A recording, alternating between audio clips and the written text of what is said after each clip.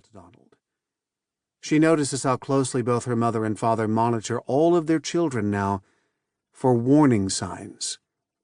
Peter with his rebellion, Brian and his drugs, Richard getting expelled, Jim picking fights, Michael checking out completely.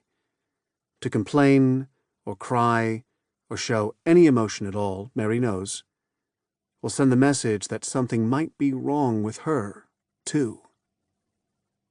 And the fact is that the days when Mary sees Donald in that bedsheet are better than some of the other days.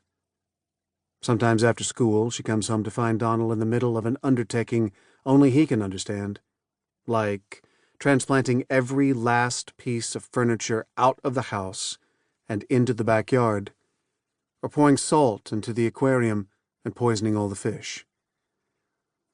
Other times he is in the bathroom, vomiting his medications. Stelazine, and Thorazine, and Haldol, and Prolixin, and Artane. Sometimes he is sitting in the middle of the living room quietly, completely naked.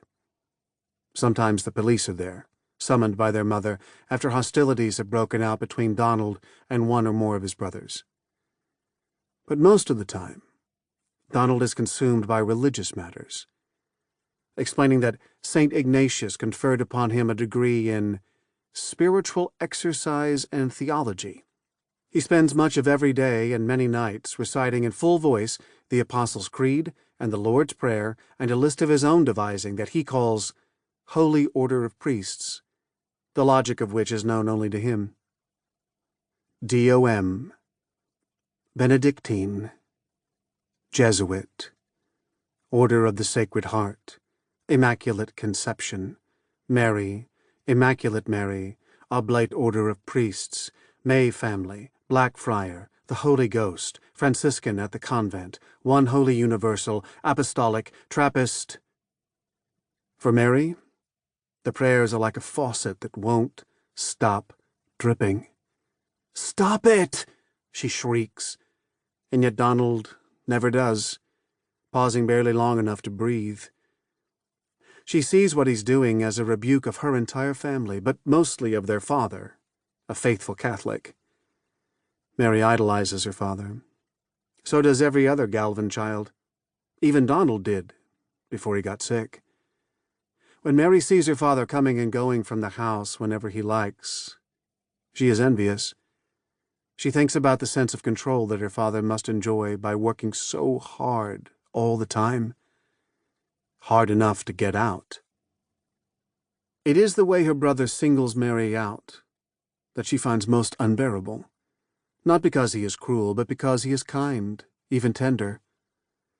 Her full name is Mary Christine, and so Donald has decided that she is Mary, the Sacred Virgin and Mother of Christ. "I am not," Mary cries again and again. She believes that she is being teased. It would not be the first time that one of her brothers has tried to make a fool of her. But Donald is so unmistakably serious, so fervent, so reverential. It only makes Mary angrier. He has made Mary the exalted object of his prayers, bringing her into his world, which is the last place she would ever want to be.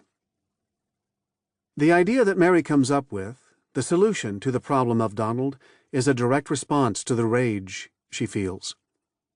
Her inspiration comes from the sword and sandals epics that her mother sometimes watches on television. The idea starts with her saying, "Let's go up to the hill." Donald consents. Anything for the Sacred Virgin. It continues with Mary suggesting that they build a swing on a tree branch. "Let's bring a rope," she says. Donald does as she says. And it concludes at the top of the hill, where Mary selects a tree, one of many tall pines, and tells Donald that she'd like to tie him to it. Donald says yes, and hands her the rope. Even if Mary were to reveal her plan to Donald, to burn him at the stake, like the heretics in the movies, it is doubtful that he would react. He is too busy praying.